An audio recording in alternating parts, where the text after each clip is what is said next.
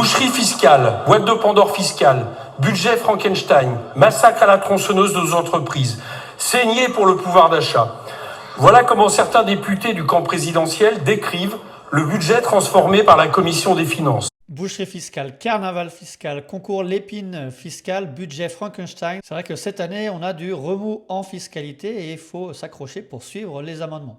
Mais force est de constater que depuis 3 jours, cette commission s'est transformée en véritable carnaval fiscal, avec des impôts et des taxes votés dans tous les sens. Effectivement, beaucoup d'amendements ont été adoptés en commission des finances, que ce soit en matière de fiscalité internationale avec cet impôt expatrié, ou pour lutter contre les optimisations fiscales des plus riches, en matière également de Pacte Dutreil, en matière de TVA, ou en matière de fiscalité immobilière. On est 3 fois au-dessus des niveaux de hausse d'impôts de 1981 en part du PIB. C'est quelque chose qu'on n'a jamais vu dans notre histoire. Mais alors, est-ce que tous les amendements ont vraiment été adoptés? Est-ce que ça va s'appliquer? Est-ce que les impôts vont augmenter? Et surtout, est-ce qu'il va être introduit un impôt sur la nationalité française? Cette boucherie fiscale ferait immédiatement basculer l'économie française dans la récession et dans la crise. Et en quelque sorte, c'est un peu un budget Frankenstein. Eh bien, pour le moment, pas encore, puisqu'on rappelle que tous les amendements qui avaient été adoptés en commission des finances ont finalement été rejetés lors du vote final de la partie recettes. Ce qui fait que les 127 amendements qui auront été adoptés au cours de cette commission n'ont pour le moment pas vocation à s'appliquer. Donc tout ça pour ça, comme on l'avait décrit dans notre vidéo d'hier.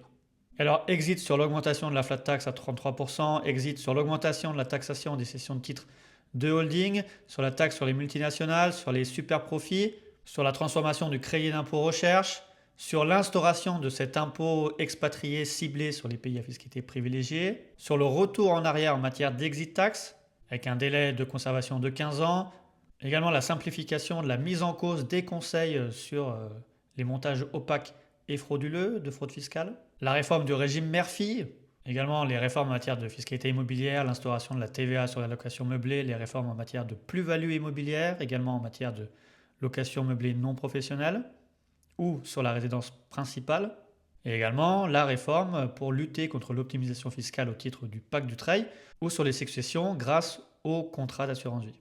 Mais pourtant, il faut quand même faire attention aux amendements qui ont été adoptés, puisque si on repart de la version initiale du gouvernement, Moi, je suis absolument certain que les amendements qui ont été votés dans ma commission vont être revotés en séance. Voilà, j'en suis persuadé. En passant en séance publique, de nouveaux amendements ont été redéposés et on apprend qu'il y a eu plus de 3700 amendements déposés.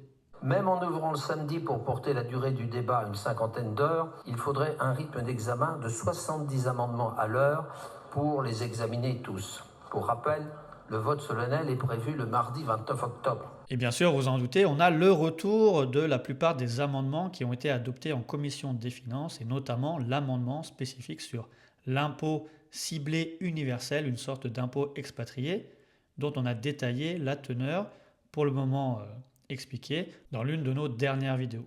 D'ailleurs, à ce titre, on spécifie bien que c'est une mesure qui va modifier l'article 4 bis du Code général des impôts, donc des mesures complémentaires d'assujettissement à l'impôt sur le revenu, et non pas modifier l'article 4b du Code général des impôts qui fixe les conditions de résidence fiscale, puisque pour être soumis à cet impôt ciblé universel, il faut bien être non-résident fiscal au sens du droit interne et ne plus remplir les conditions de l'article 4b du CGI. Et effectivement, peut-être que les amendements qui ont déjà été adoptés en commission seront réadoptés dans le cadre des débats en séance publique.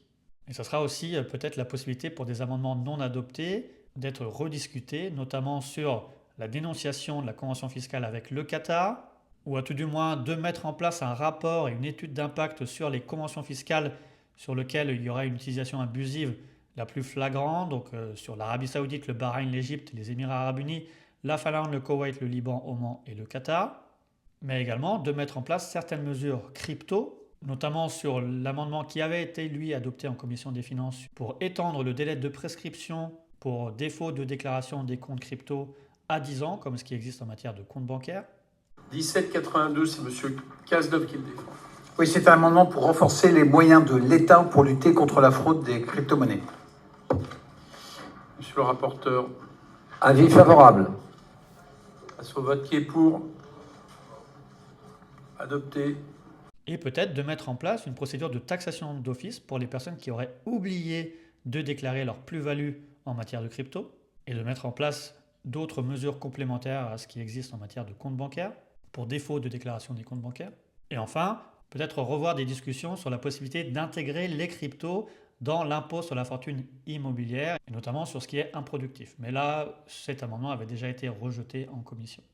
Donc adopter, pas adopter, il va falloir suivre assez strictement les débats parlementaires pour savoir justement quels seront les amendements, peut-être initiaux déjà adoptés, qui seront readoptés en discussion en séance publique, tout en sachant qu'il y aura toujours les mêmes questions à se poser. Est-ce que finalement les amendements qui seraient adoptés vont passer l'épreuve d'un possible 49.3, ou voire même seront-ils constitutionnels dans tous les cas? Ainsi, il y a encore beaucoup de choses à suivre et on vous recommande de vous abonner à notre chaîne pour suivre toute l'actualité fiscale. Merci, à bientôt.